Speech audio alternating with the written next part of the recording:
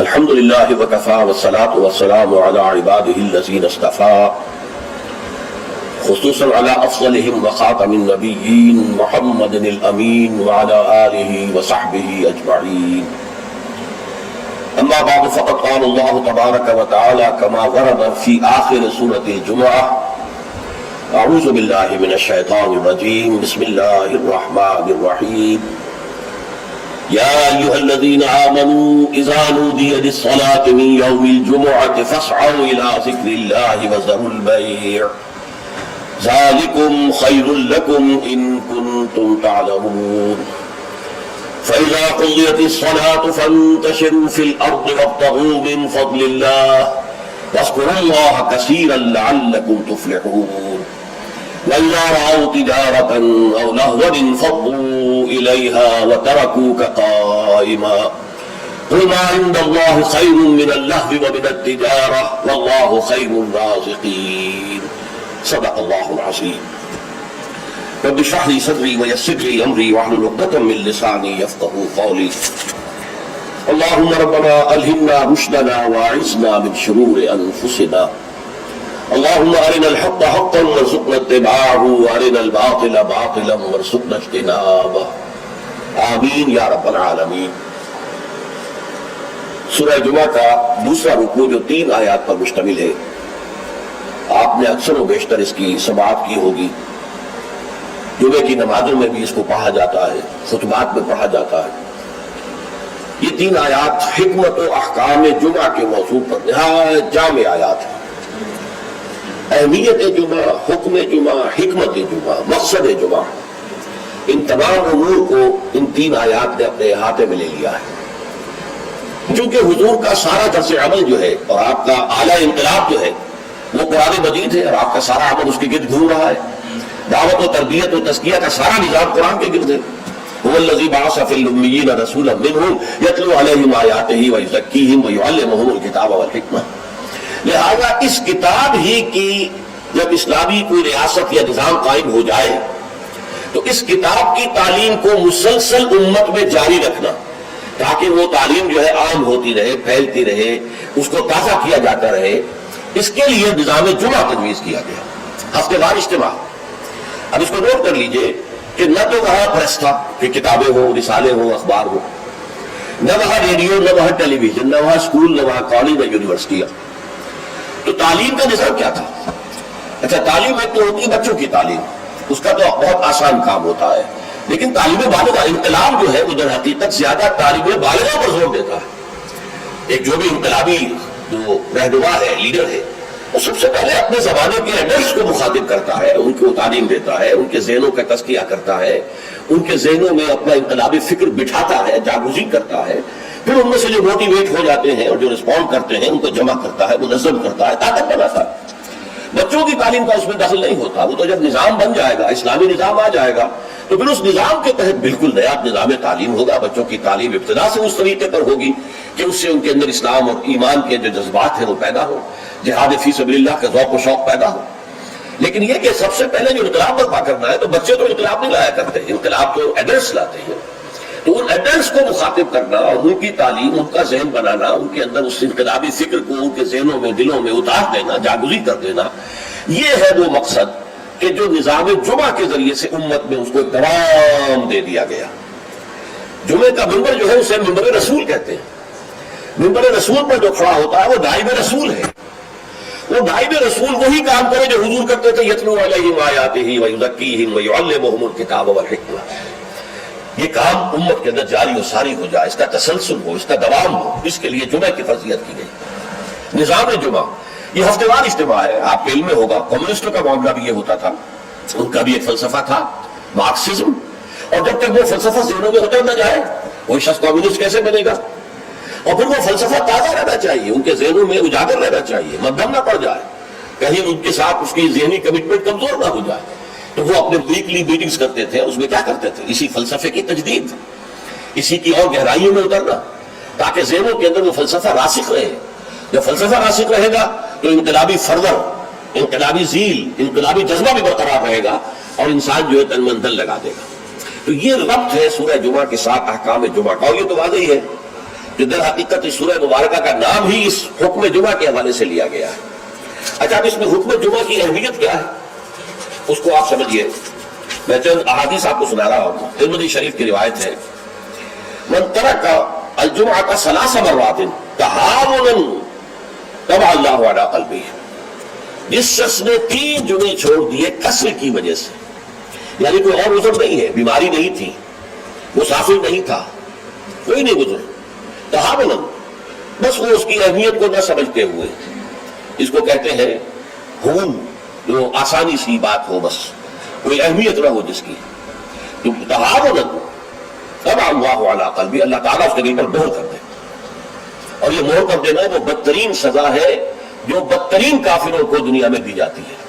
ختم اللہ علی قلوبہم وطبع اللہ علی قلوبہم، یہ بدترین کافروں کی سزا ہے۔ جو مسلمان جمعے کی اہمیت کو نظر انداز کرتے ہوئے بغیر کسی عذر کے اگر وہ جمعہ چھوڑ دے گا 3 جمعے، تو اس کے دل پر بہت ہو جائے گا۔ من ترک ثلاث جمع تہاونا بہا طبع اللہ علی قلبہ، پہلی روایت ترمذی کی تھی، یہ ابو داؤد اور نسائی کی ہے۔ وقال مالک، امام مالک نے موطا میں جو بات کہی ہے وہ یہ ہے کہ لا ادری عن النبی صلی اللہ علیہ وسلم ام لا الا انه صفوان بن سلیم رضی اللہ عنہ قال من ترک الجمعة ثلاثا من غیر عذر ولا علت طبع اللہ علی قلبہ۔ امام مالک نے جو ان کی کتاب مشہور ہے الموطا، حدیث کا پہلا مجموعہ، حدیث اور فقہ دونوں کا، اس میں کہتے ہیں امام مالک کہ میں یہ تو نہیں کہہ سکتا کہ یہ صفوان ابن سلیم نے رضی اللہ عنہ حضور سے سن کر کہا یا خود کہا، لیکن ان کا قول یہ ہے کہ جس نے بھی 3 جمعے ترک کر دیے بغیر کسی عذر کے، بغیر کسی بیماری کے، طبع اللہ علی قلبہ، اللہ تعالیٰ اس کے دل کے اوپر مہر کر دے گا۔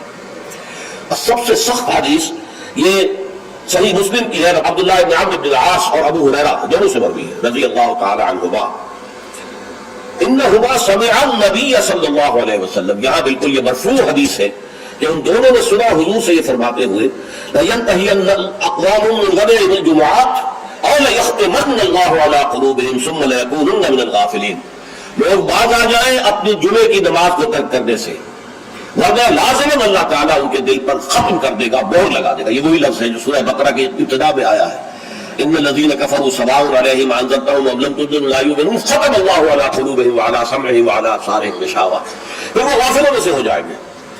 اسی صحیح مسلم میں حضرت عبداللہ ابن مسعود سے ایک اور روایت ہے، ان النبی قال لقوم یتخلفون عن الجمعۃ لقد هممت ان آمر رجلا یصلی بالناس ثم احرق علی رجال یتخلفون عن الجمعۃ بیوتہم، حضور نے فرمایا میرا یہ دل چاہتا ہے کہ میں کسی اور شخص کو امامت کے لیے کھڑا کر دوں اور ان لوگوں کے گھروں میں جا کر ان کے سمیت آگ لگا دوں کہ جو جمعے کے اندر حاضر نہیں ہو۔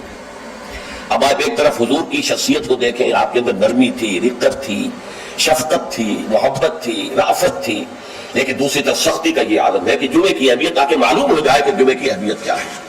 یا ایھا الذین آمنوا اذا نودی للصلاۃ من یوم الجمعۃ فاسعوا الی ذکر اللہ وذروا البیع، اے ایمان کے دعوے دارو جب پکارا جائے نماز کے لیے جمعے کے دن، مراد ہے نماز جمعہ۔ ویسے تو ظاہر بات ہے کہ اذان تو فجر کی بھی ہوگی، عصر کی بھی، مغرب کی بھی، عشاء کی بھی، یہاں مراد کیا ہے؟ نماز جمعہ کے لیے جب اذان دی جائے فاسعوا الی ذکر اللہ، لفظی ترجمہ تو ہوگا تو پھر دوڑ پڑو اللہ کے ذکر کی طرف، صحیح کے معنی دوڑنا ہے، لیکن یہ کہ چونکہ حضور نے صلی اللہ علیہ وسلم دوڑنے سے منع کیا ہے، لہذا لپکو، یعنی ہم متوجہ ہو جاؤ۔ اب کوئی کاروبار دنیاوی تمہیں اپنا ذرا اس گاہک کو نپٹا لوں، پھر نہیں، فوراً کاروبار بند۔ فرمایا فاسعوا الی ذکر اللہ وذروا البیع، کاروبار چھوڑ دو، ذالکم خیر لکم ان کنتم تعلمون، یہی تمہارے لیے بہتر ہے اگر تم سمجھو۔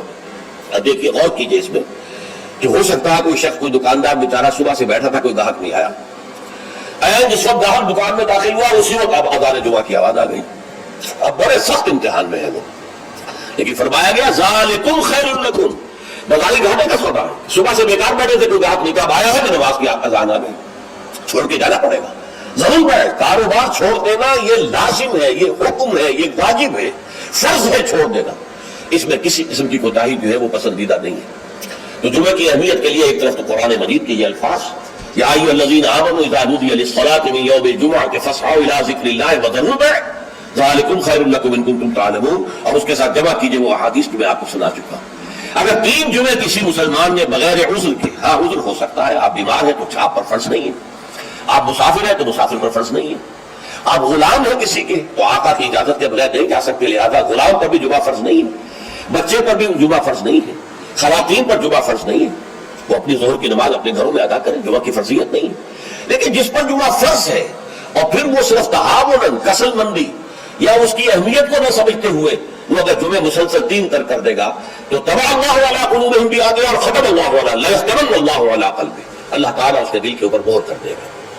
اچھا، اس میں اب جو نوٹ کرنے کی بات ہے وہ یہ ہے، جمعے کو جمعہ بنانے والی شے خطبہ جمعہ ہے. نماز تو ظہر کی نماز کا قائم مقام جمعہ ہے نا، ظہر کے 4 فرض ہیں اور جمعے کے 2 ہیں. تو نماز اصل شے نہیں ہے، اصل شے جو ہے خطبہ جمعہ ہے، جس نے کہ جمعے کو اہمیت دی ہے. اسی کے خطبہ میں تعلیم ہوتی ہے، تلقین ہوتی ہے. جسے میں نے کہا اصل جو مقصد ہے یہ ہفتہ وار اجتماع ہے. اس ہفتہ وار اجتماع میں تازہ کرنا ہے اپنے نظریے کو، اپنے خیالات کو، اپنے نظریات کو، اپنے عقائد کو تازہ کرنا ہے، اسے پانی دینا ہے، سینچنا ہے. اور یہ کام در حقیقت خطبے کا ہے. ویسے یہ کہ تاریخی اعتبار سے جان لیجئے کہ اسلام جو ہے شروع سے اسلام ہے، حضرت آدم سے لے کر حضور تک اور آج تک اصل دین جو ہے وہ اسلام ہے. ان الدین عند اللہ الاسلام. یہ تو اسلام کے ایڈیشنز ہیں کہ ایک خاص احکام جو حضرت موسیٰ کو دیے گئے تو وہ اس وقت کے لوگوں کے لیے وہ لازم تھے. پھر وہ احکام جو ہے شریعت محمدی کی شکل میں آئے ہیں صلی اللہ علیہ وسلم، تو ہم پر وہ واجب ہے، لازم ہے. لیکن یہ کہ یہ نظام جو ہے رہا ہے ان تمام مذاہب میں کہ ہفتے کے ایک دن کو فارغ کیا جائے اللہ کی یاد کے لیے. چنانچہ یہ حکم جمعہ ہی تھا کہ جو دیا گیا تھا امت موسوی کو علی نبی الصلوۃ والسلام. جمعہ کا دن تھا، ہمیشہ سے جمعہ ہی کا دن جو ہے وہ در حقیقت مقدس دن ہے اور جمعہ ہی کا دن ہے کہ جو ابتدائے آفرینش سے چلا آ رہا ہے اس کام کے لیے. لیکن یہودیوں نے اپنی جو بھی شر پسندی تھی ان کے اندر، ان کے مزاج میں جو بغاوت تھی، ان کا جمعے کو چھوڑو جی ہفتہ کرو. تو اللہ تعالیٰ نے بھی پھر ہفتہ ہی ان پر فرض کر دیا.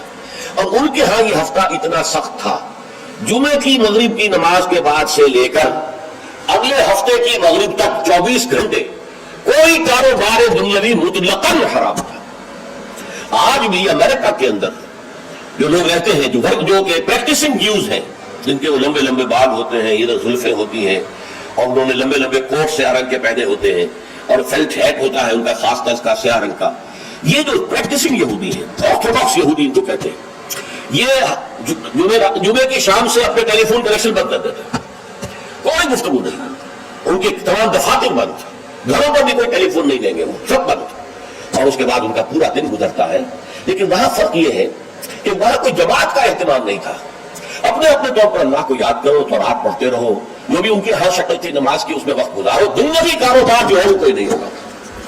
اس کے بعد عیسائیوں کا معاملہ آیا، انہوں نے ایک اور آگے قدم بڑھایا اور ہفتے کو ترک کر کے اپنے آپ کو یہود سے ممیز کرنے کے لیے اتوار قرار دے دیا. اتوار کی صبح کو ان کا ایک خاص عبادت کا دن ہے اور اس میں واقعہ یہ ہے کہ جو بھی وہ پریکٹسنگ میں کوئی تھوڑا بہت مذہبی مزاج رکھنے والے عیسائی ہیں وہ اتوار کے روز نہا دھو کر کپڑے بدل کر اچھے انداز میں اپنی فیملیز کے ساتھ بچوں کو ساتھ لے کر وہ چرچ جاتے ہیں. وہاں ان کی جو بھی نماز ہے وہ نماز پڑھتے ہیں، ان کا جو بھی پادری ہے وہ خطبہ دیتا ہے، سربند ہوتا ہے. تو یہ ان کے لیے اتوار کا دن ہے. اس کے بعد جب یہ دونوں تہذیبیں جمع ہو گئی، یہودی جو ہے انہوں نے گویا کہ غلبہ حاصل کر لیا عیسائیوں پر، تو اب انہوں نے ویکینڈ کر لیا، سیٹرڈے اور سنڈے بوتھ، تاکہ دونوں کے دونوں کور ہو جائے. یہودیوں کا معاملہ بھی آ گیا، عیسائیوں کا بھی آ گیا. حضور صلی اللہ علیہ وسلم کی امت کے لیے 2 کام کیے گئے. ایک تو گویا کہ منفی ہوگا، ایک مثبت ہوگا. منفی کام یہ کہ پورے دن جمعے کے کاروبار کو حرام نہیں کیا گیا، بلکہ حرام کاروبار ہے صرف اذان جمعہ سے لے کر جمعے کی نماز کے ادا ہو جانے تک بس. اس دوران میں کاروبار دنیاوی مطلقاً حرام. کوئی کاروبار آپ جائز سے جائز کاروبار کر رہے ہیں، صحیح سے صحیح کاروبار کر رہے ہیں، لیکن وہ حرام ہے اس وقت اگر آپ نے کیا ہے جبکہ جمعے کی اذان ہو چکی ہے اور جبکہ نماز ابھی ادا ہو رہی ہے، اس دوران حرام. لیکن باقی دن کے اندر حرمت نہیں رکھی ہے. البتہ میں ابھی آپ کو بتاؤں گا. تشویق یہ ہے کہ صبح سے لے کر جمعے تک کا وقت جو ہے یاد الہی میں بسر کیا جائے. تشویق اور ترغیب ہے. اس لیے کہ اگلی آیت میں ہم پڑھیں گے کہ جب جمعہ کی نماز ادا ہو چکے تو تم منتشر ہو سکتے ہو زمین میں اور جاؤ اور اپنے کاروبار میں لگ جاؤ. لیکن جمعہ سے قبل کے بارے میں کچھ نہیں کہا. نہ تو یہ کہا کہ کاروبار نہیں کر سکتے، نہ یہ کہا کہ کرو جاؤ تمہیں اجازت ہے، نہیں. وہاں سکوت اختیار کیا قرآن نے. فَإِذَا قُضِيَتِ الصَّلَاةُ فَانتَشِرُوا فِي الْأَرْضِ وَابْتَغُوا مِن فَضْلِ اللَّهِ. جب نماز ادا ہو چکے تو تم زمین میں منتشر ہو سکتے ہو. یہاں پر بھی اگرچہ وجوب کا لفظ آیا ہے، یہ فَانتَشِرُوا منتشر ہو جاؤ، لیکن یہاں جو ہے مانا ہے تمام علماء نے کہ یہ وجوب جو ہے یہ کسی شے کی فرضیت کے لیے نہیں ہے کہ لازمت جمعے کے بعد منتشر ہو جانا ضروری ہے، بلکہ استحباب ہے، جا سکتے ہو، اجازت ہے، مباح ہے. کاروبار کی حکومت کا معاملہ ختم ہو گیا جیسے ہی جمعے کی نماز ادا ہو چکی. اب آپ جائیں اپنے دفتر میں جائیں, اپنے کاروبار میں جائیں, اپنی دکان پر جائیں, کوئی اعتراض نہیں. لیکن یہ ہے کہ جہاں تک پہلے کا وقت ہے اس کے بارے میں کوئی بات نہیں آئی. یہ احادیث میں آئی ہے اور اسے تبکیر کہتے ہیں. پسندیدہ یہ ہے کہ جمعے کی صبح ہی سے انسان جو ہے وہ اس کام میں مصروف ہو جائے جو کام یہودیوں کے ہاں تھا پورے یوم سبت میں. اسے تبکیر کہتے ہیں. ایک حدیث موجود ہے حضور صلی اللہ علیہ وسلم کی تشریح کے ترجمے میں. حضرت مالک لائے ہیں اسے مولا ابی بکر ابن عبد الرحمن ابن ابی صالح سمان عن ابی ہریرہ ان رسول اللہ صلی اللہ علیہ وسلم قال من اغتسل یوم الجمعہ غسل جنابت, جس شخص نے جمعے کے روز غسل کیا وہ جو کہ ناپاکی جنابت کی حالت میں غسل کیا جاتا ہے, کمپلیٹ غسل, اچھی طرح غسل. ثم راح فی الساعۃ الاولی, پھر جو شخص پہلی گھڑی میں پہنچ گیا مسجد میں, فکانما قرب مدغۃ, تو ایسے ہے کہ جیسے اس نے ایک اونٹ قربان کیا اللہ کی راہ میں, صدقہ دیا. ومن راح فی الساعۃ الثانیۃ, جو دوسرے گھنٹے میں دوسری گھڑی میں گیا, فکانما قرب بقرۃ, تو ایسے ہے جیسے کہ ایک گائے اس نے اللہ کی راہ میں صدقہ کر دی اور ذبح کر دی, شراب کر دی. ومن راح فی الساعۃ الثالثۃ, اور جو تیسری گھڑی میں تیسرے گھنٹے میں گیا, فکانما قرب بشاۃ او قرن, پھر یہ اس کے برابر ہوگا کہ گویا کہ کسی نے ایک بکری اللہ کی راہ میں ذبح کر دی, صدقہ کر دی, یا کوئی میڑھا کر دیا. ومن راح فی الساعۃ السابعۃ, اور جو گیا چوتھے گھنٹے میں چوتھی گھڑی میں, فکانما قرب دجاجۃ, تو یہ اس کے برابر ہے کہ گویا کہ اس نے ایک مرغی جو ہے اللہ کی راہ میں دے دی, خیرات کر دی.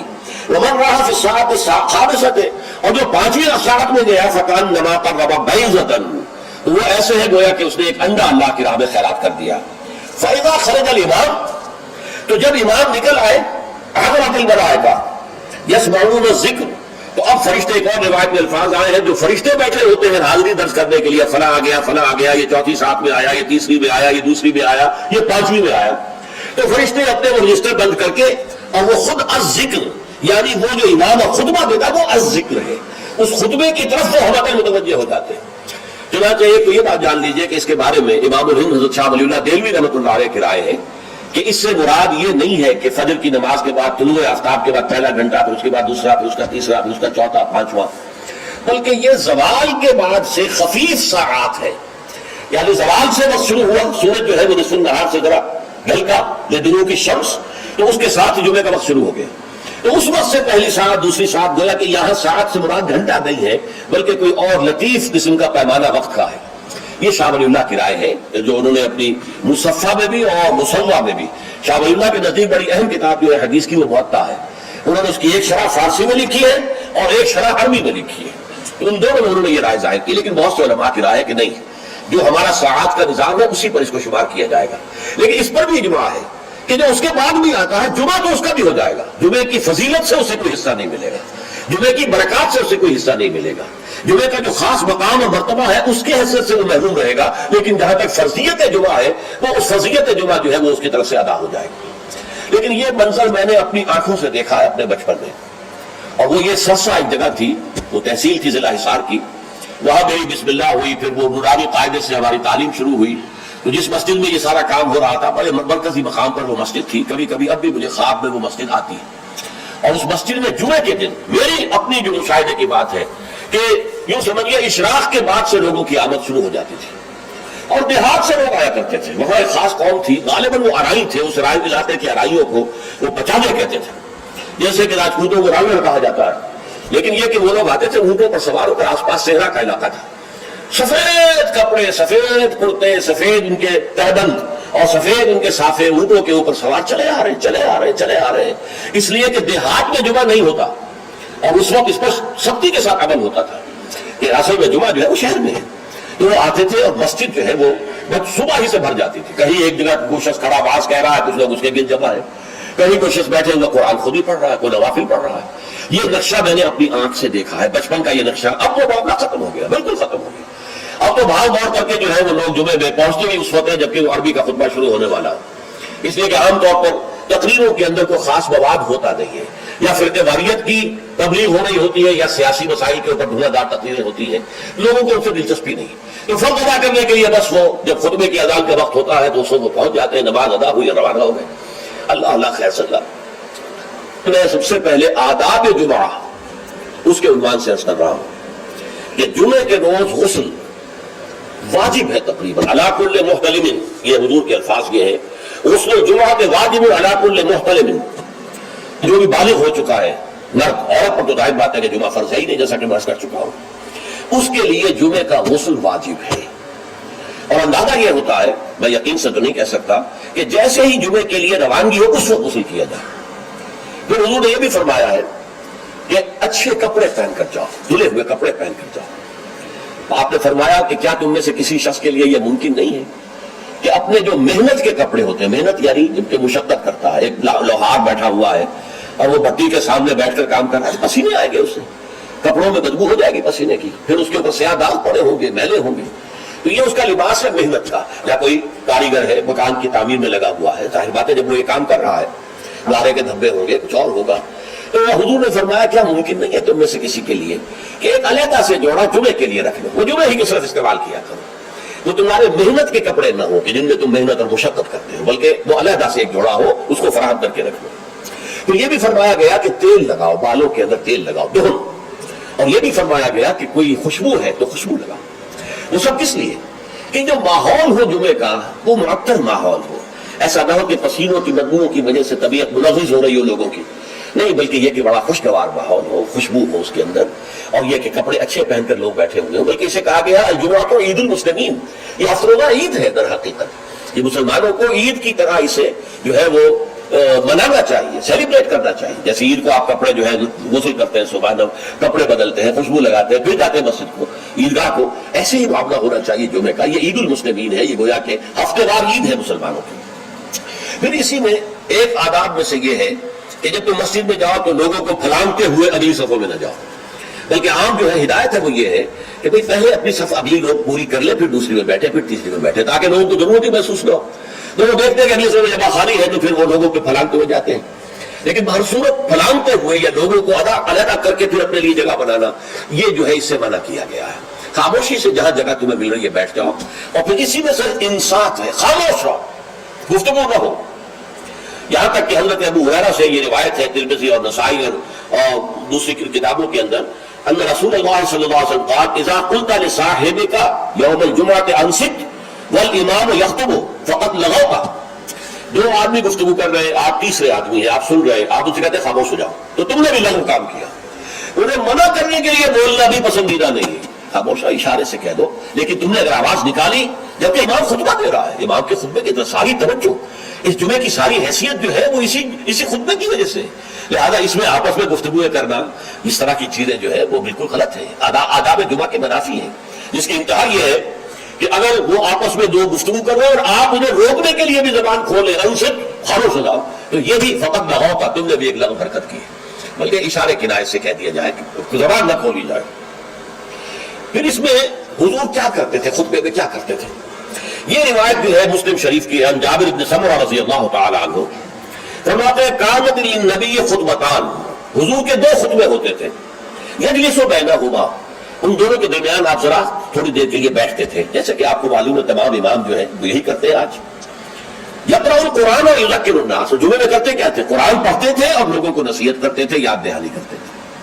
اب اس میں ایک بات تو سامنے آ گئی، دو خطبے ہوتے تھے، حالانکہ ہمیں معلوم ہے، تیقن کے ساتھ معلوم ہے، حضور لمبے خطبے کبھی نہیں دیتے تھے، لمبی تقریر کبھی نہیں کرتے تھے، آپ کی تقریر بالکل مختصر ہوتی تھی، یوں سمجھیے کہ جو ما قل و کفا خیر مما کثر و الہا، کم ہے لیکن وہ کفایت کر جائے، تو بڑی لمبی چوڑی تقریریں جو ہے اس کی اب اس میں فائدہ کیا تھا، عربی زبان قرآن کی، عربی زبان حضور کی، عربی زبان آپ کے سامعین کی، لہذا اب بات صرف یہ رہ گئی کہ از دل خیزت بر دل فیزت، دل سے نکلے دل پر اتر جائے۔ ہمارا مسئلہ مختلف ہے، ہم عربی نہیں جانتے، خطبہ عربی میں ہے، اور خطبہ تو سمجھ میں لوگوں کے اسے آتا ہی نہیں، خطبہ کے ذریعے تو جو مقصد خطبہ ہے وہ حاصل نہیں ہوتا، لہذا وہ تقریر کرتے ہیں، پہلے واعظ کرتے ہیں، اس میں بھی آپ پہلے کچھ قرآن پڑھیں گے تو ترجمہ کریں گے، وضاحت کریں گے، تب لوگوں کی سمجھ آئے گا۔ لیکن حضور کا معاملہ کیا تھا، وہ یہ کہ کان للنبی صلی اللہ علیہ وسلم خطبتان یجلس بینہما۔ اچھا، اس سے میں یہ سمجھتا ہوں، اللہ عالم، میرا گمان ہے کہ اس سے در حقیقت اشارہ اس طرف ہے کہ یہ خطبہ در حقیقت 2 رکعتوں کے قائم مقام ہے، ظہر کی رکعتیں 4 اور جمعے کی رہ گئی 2 رکعتوں کے قائم مقام 2 خطبے، ورنہ نہ تو حضور معاذ اللہ اتنے کمزور تھے کہ چند منٹ کھڑے ہونے کے بعد آپ کو استراحت کی اور بیٹھنے کی اور آرام کرنے کی جو ہے ضرورت ہوتی، نہ آپ کے خطبے اتنے طویل ہی ہوتے تھے. لہذا یہ گویا کہ علامتی ہے، اس بات کے لیے ایک علامتی اہمیت رکھنے والی بات ہے کہ یہ دو خطبے در حقیقت 2 رکعت نماز کے قائم مقام. اب جیسے نماز میں آپ بات نہیں کر سکتے، اسی طریقے سے خطبے کے دوران بھی آپ بات نہیں کر سکتے. آپ کو خاموش رہنا ہے، مؤدب ہو کر پورے طریقے سے سننا ہے خطبہ. اس کے بعد فرمایا یقرأ القرآن ویذکر الناس. وہ قرآن پڑھتے تھے خطبے میں بھی. اب دیکھیے پڑھنے کے انداز کا فرق ہوتا ہے. ایک شخص قرآن پڑھ رہا ہے، ایک دوسرا شخص قرآن پڑھ رہا ہے، اس کی گہرائیوں میں اتر کر پڑھ رہا ہے.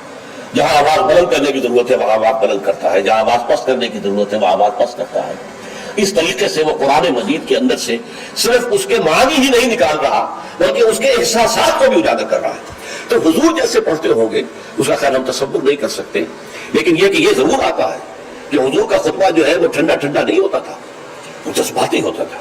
چنانچہ یہ حدیث موجود ہے عبداللہ سے، جابر بن عبداللہ رضی اللہ تعالی عنہما سے، قال كان رسول الله صلى الله عليه وسلم اذا خطب احمرت عيناه وعلى صوته واشتد غضبه حتى كأنه منذر جيش يقول صبحكم ومسعكم. حضور صلی اللہ علیہ وسلم جب خطبہ دیتے تھے آپ کی آنکھیں سرخ ہو جاتی تھی، آپ کی آواز بلند ہوتی تھی اور آپ پر ایک غضب کی سی کیفیت طاری ہوتی تھی. گویا کہ کوئی سالار ہے، کوئی سپہ سالار ہے جو اپنے لشکر کو بتا رہا ہے کہ وہ دشمن کا لشکر آ چکا ہے، اب یا تو صبح کو تم پر حملہ ہو جائے گا، شام کو ہو جائے گا، تیار ہو جاؤ پوری طریقے سے. تو جیسے کوئی کسی فوج کا سردار جو ہے سپہ سالار اپنے جو سپاہی ہیں ان کو آمادہ کرتا ہے جنگ کے لیے اور انہیں خبردار کرتا ہے کہ دشمن کا لشکر سر پر آ چکا ہے، سب آکم اور بس آکم. وہ صبح کو آیا یا شام کو آیا، آیا کہ آیا. اس طریقے سے حضور کا خطبہ ہوتا تھا، ٹھنڈا ٹھنڈا نہیں، بلکہ یہ کہ اس کے اندر ایک جوش اور لوگوں کو بھی جوش میں لانے کے لیے ایک ایسا انداز کہ جس سے خود ان کے اندر بھی جوش پیدا ہو جائے. اور اس میں کیا ہوتا تھا، قرآن پڑھتے تھے. ایک صحابی نے فرمایا ہے کہ میں نے سورہ قاف حضور کے خطبہ جمعہ سے یاد کی ہے. یعنی عام طور پر آپ سورہ قاف اس طرح پڑھتے تھے کہ پھر مجھے اس کے یاد کرنے میں بڑی آسانی ہو گئی اور میں یاد کر لیا میں نے. اس سے متعلق میری زندگی کا بھی ایک واقعہ ہے، میں بھی حیران ہوں اس طرح کے جب بات پڑھتا ہوں. یہ سن 54 کی بات ہے، جمعیت طلبہ میں میں تھا اس وقت، اسلامی جمعیت طلبہ. تو ایک تربیت گاہ ملتان کی جمعیت نے منعقد کی، اس میں درس قرآن کے لیے مجھے بلایا گیا. وہ ایک محلہ ہے ملتان کا قدیر آباد، اور قدیر آباد میں ایک مسجد تھی، حافظ عبد التواب صاحب کی مشہور تھی، نابینا تھے. فجر کی نماز ایک روز میں نے اس مسجد میں پڑھی اور اس کے امام نے یا خود حافظ عبد التواب تھے یا کوئی اور صاحب تھے، واللہ اعلم مجھے نہیں معلوم، فجر میں سورہ قاف پڑھی. اس قدر عمدگی سے پڑھی، اتنی خوشحالی سے پڑھی، اس طرح اس کو پڑھتے ہوئے مجھے اپنے اندر جو ہے محسوس ہوا کہ کوئی چیز جو ہے جنبش میں ہے. رقص جاز برہم دلد افلاق را، تو یہ تو انسان کی روح کا ایک رقص ہے کہ جو ہوتا ہے قرآن کے ساتھ. میں نے اسی دن سورۃ قاف حفظ کر لی، اسی دن. 3 رکوع ہے، چھوٹی نہیں ہے، لیکن اسی دن میں نے حفظ کر لی، اس لیے کہ اس کا اتنا نقش مجھ پر قائم ہو چکا تھا قلب پر کہ پھر اسے یاد کرنا بہت آسان تھا. اسی طرح ایک مرتبہ مولانا اصلاحی صاحب کے پیچھے جمعہ پڑھا، انہوں نے سورہ قیامہ پوری کی پوری خطبے کے پہلے خطبے کے اندر پڑھی اور وہ مجھے یاد ہو گئی. تو اس طریقے سے یہ پڑھنے میں زمین و آسمان کا فرق ہوتا ہے. جو بھی انداز ہے قرآن کا اس کو صحیح طور پر، ورنہ ہمارے یہاں یہ بھی ہے کہ حسن قرات کے لیے جو قواعد مقرر ہو گئے ہیں اس کے تحت پڑھا جاتا ہے تو اس کے اندر وہ کیفیت نہیں ہوتی، وہ جذبہ جو ہے اس سے ٹرانسمٹ نہیں ہوتا. واللہ عالم. بہرحال حضور کا خطبہ جو ہوتا تھا اس میں آپ جب قرآن پڑھتے ہوں گے اس انداز سے تو اس سے جو قلوب کے اوپر گہرا اثر پڑتا تھا، تو وہی ہے اصل میں بھی جو مقصود ہے، یذکر الناس، یاد دہانی کرانا. دیکھیے یہی وجہ ہے، اس قدر گہرا ربط ہے. جمعے کی 2 رکعتوں میں سے ایک میں سورۃ الاعلیٰ سبح اسم ربک الاعلیٰ، دوسری میں پھر هل اتاک حدیث الغاشیہ سورہ غاشیہ. کیوں؟ اس لیے کہ دونوں میں تذکیر کا حکم ہے. تذکیر، فذکر ان نفعت الذکریٰ سیذکر من یخشیٰ ویتجنبها الاشقیٰ. اے نبی آپ تذکیر کرتے رہیے، آپ تذکیر کرتے رہیے، اور وہ تذکیر جو ہے وہ مفید ہو جائے گی ان لوگوں کے لیے جن کے اندر کچھ بھی ربط ہے ایمان کی. اس تذکیر سے ان کا ایمان تازہ ہو جائے گا اور ان کے اندر جو ہے وہ ایمانی جذبات و کیفیات جو ہے وہ اثر نو پوری بہاؤ پر آ جائے. اسی طریقے سے فذکر سورہ غاشیہ میں فرمایا فذکر انما انت مذکر لست علیہم بمسیطر. اے نبی آپ یاد دہانی کرائیے، اور آپ جو ہے ان کے اوپر کوئی ٹھیکیدار تو نہیں ہے، ان کے اوپر آپ کو ذمہ دار نہیں بنا دیے گئے، وہ داروغہ نہیں بنا دیے گئے کہ لازماً آپ انہیں ہدایت پر لے آئے، لیکن یاد دہانی کرائیے. شاید ان کے دل کے اندر سوئی ہوئی روح جو ہے وہ بیدار ہو جائے اور وہ روح جو ہے وہ رقص میں آ جائے قرآن مجید کو سن کر. تو یہ تذکیر کا حکم دونوں میں ہے، اور وہی 2 صورتیں ہیں جو حضور پڑھتے تھے. کبھی تو پڑھتے تھے فجر میں، فجر میں عام طور پر سورہ سجدہ پہلی رکعت میں اور سورۃ الدہر دوسری رکعت میں. لیکن نماز جمعہ میں عام طور پر سورۃ الاعلیٰ اور سورۃ الغاشیہ. تو کیا آپ کرتے تھے؟ یذکر الناس، لوگوں کو یاد دہانی کرتے تھے. تو یہ ہے جمعے کے آداب کے ضمن میں، اور جمعے کا جو مقصد ہے جو معلوم ہوا حضور صلی اللہ علیہ وسلم کے آپ کے عمل مبارک سے، کہ یہ تذکیر ہے. تذکیر کسے کہتے ہیں؟ یاد دہانی. آپ کو اپنا مقصد زندگی دوبارہ یاد ہو جائے، تازہ ہو جائے. ہمارے لیے مقصود اللہ کی رضا ہے. دنیا کی کوئی شے مقصود نہیں ہے، مطلوب نہیں ہے. دنیا بس ضرورت کی شے ہے، برتنے کی شے ہے. زندگی اور جان کا رشتہ قائم رکھنے کے لیے جو ضروری ہے وہ ہمیں حاصل کرنا ہے، لیکن یہ کہ اس سے زیادہ نہیں. مطلوب لا مطلوب الا اللہ، لا مقصود الا اللہ، لا محبوب الا اللہ. مطلوب و مقصود و محبوب حقیقی اللہ کے سوا کوئی. پھر یہ کہ ہمارا فرض ہے اللہ کے لیے جہاد کرنا، جانے دینا، اپنا مال خرچ کرنا، اس کی صلاحیت جو ہے پیدا کرنا اپنے اندر، یہ ہمارے اوپر فرض ہے، لازم ہے. یہ دونوں چیزیں تازہ ہوتی رہیں. اگر کہیں کوئی گردہ غبار آ گیا ہے ماحول کے اثرات سے، یہ دھندلا سا گیا ہے اگر آئینہ دل، تو اسے پھر صاف اور شفاف کر دیجیے جمعے کے خطبے کے ذریعے سے. تو یہ گویا کہ وہ اسلامی انقلابی جماعت جس کو حزب اللہ کہا گیا قرآن مجید میں، تو یہ حزب اللہ کا ہفتے وار اجتماع ہے. اس ہفتے وار اجتماع میں حزب اللہ اپنے بنیادی فکر کو تازہ کرتی ہے، اور اس کے ضمن میں مزید تعلیم اور تربیت کا جو نظام ہے حضور کا، اس کا ایک تسلسل ہے کہ جو جاری رہتا ہے. اچھا، اب یہاں فرمایا فَإِذَا قُضِيَتِ الصَّلَاةُ فَانْتَشِرُوا فِي الْأَرْضِ. اب اس سے بھی ایک لطیفہ ہے میری زندگی کا بڑا عجیب.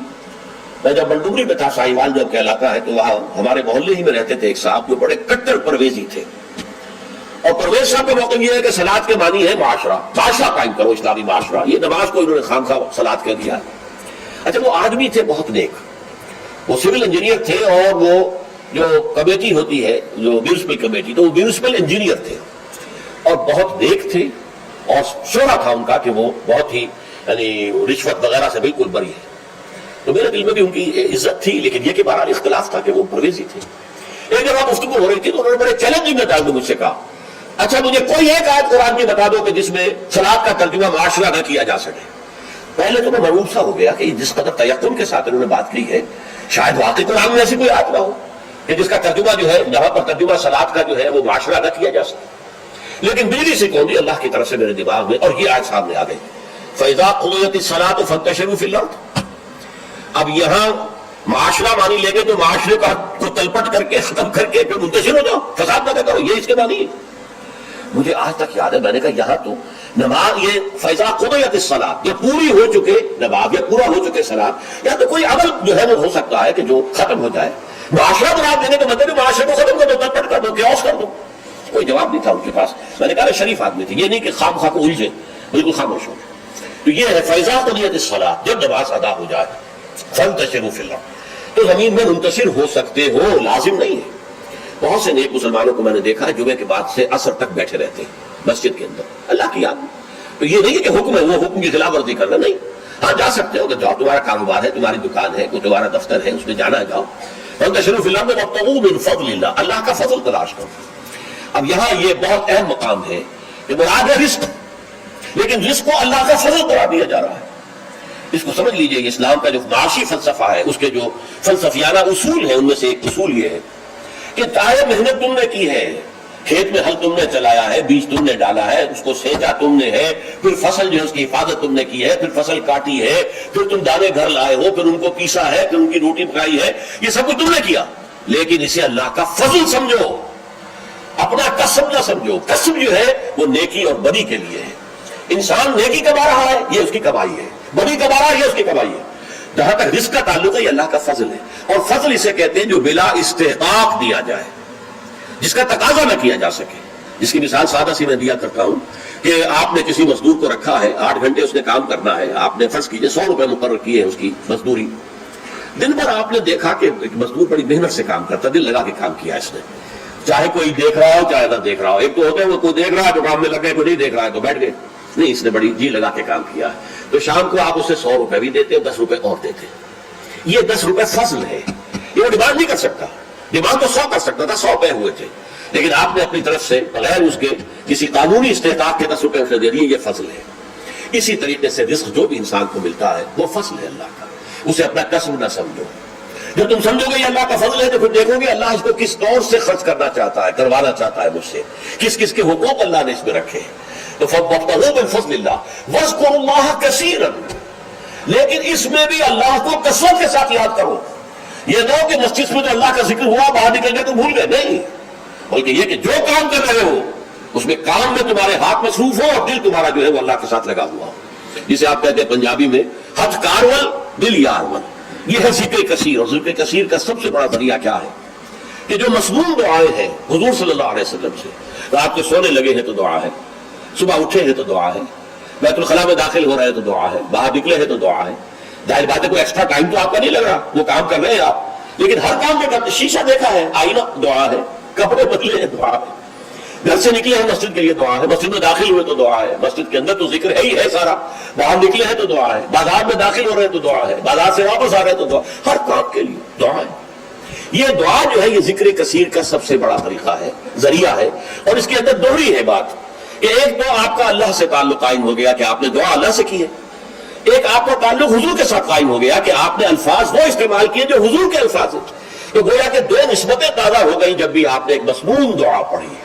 تو دعا ادعیہ مصنونہ جو ہے در حقیقت وہ دوام ذکر کا سب سے بڑا ذریعہ ہے۔ اس کے لیے علیحدہ سے وقت نکال کر کوئی آسن بنا کر اور کوئی ضربے لگا کر اس کی ضرورت نہیں، بلکہ ہر کام کرتے ہوئے تو زندگی کے ہر کام کے ساتھ دعا ہے، اور وہ دعا مصنون جو حضور سے ثابت ہے۔ لہذا دو نسبتیں جو ہیں جس کو آپ کہتے ہیں ایک تیر میں دو شکار، اللہ سے دعا ہو گئی، اللہ سے تعلق قائم ہو گیا، اور الفاظ آپ نے وہ استعمال کیے جو محمد رسول اللہ سے منقول ہے صلی اللہ علیہ وسلم، آپ کا تعلق حضور کے ساتھ قائم ہو گیا۔ وَاذْكُرُوا اللَّهَ كَثِيرًا لَعَلَّكُمْ تُفْلِحُونَ، تاکہ تم فلاح پاؤ۔ اب جو تیسری اور آخری آیت ہے وہ ایک خاص واقعے سے متعلق ہے۔ وَإِذَا رَأَوْا تِجَارَةً أَوْ لَهْوًا انفَضُّوا إِلَيْهَا، اے نبی ان لوگوں کا حال یہ ہے، ان لوگوں سے کیا مراد ہے اب یہاں معین نہیں ہے، لیکن کچھ لوگ جو بہرحال مسجد میں نماز جمعہ ادا کر رہے تھے، اذا رأوا تجارت، جب انہوں نے دیکھی کوئی تجارت، کوئی کاروبار، اور لہون یا کوئی کھیل تماشا، کہیں سے کسی مداری کی ڈگڈگی کی آواز آ گئی، تو اب یہ ہے کہ یہ آپ کو چھوڑ کے یہ ادھر متوجہ ہو گئے، انفضوا الیہا وترکوک قائما، اور آپ کو کھڑے ہوئے چھوڑ گئے۔ قل ما عند اللہ خیر من اللہو ومن التجارہ، بڑی شدید جو اس پر سرزنش آئی، ان سے کہہ دیجئے جو اللہ کے پاس ہے وہ تجارت سے بھی اور یہ دل لگی کے کاموں سے اور یہ تفریح کے کاموں سے سب سے بڑھ کر قیمتی شے ہے، اور اللہ تعالیٰ جو ہے وہ رزق دینے والا ہے۔ تو اس کا در حقیقت یوں سمجھ لیجئے کہ ایک تو عام طور پر یہ کہا گیا ہے کہ ابتدا میں جمعہ کا خطبہ بھی نماز کے بعد ہوتا تھا، جیسے عیدین کا جمعہ بھی آج کل ہوتا ہے۔ عیدین میں آپ کو معلوم ہے 2 رکعت نماز کے بعد جو ہے وہ خطبہ ہوتا ہے، تو ابتدا میں صورت یہ تھی کہ اسی طرح جمعے کا خطبہ تھا۔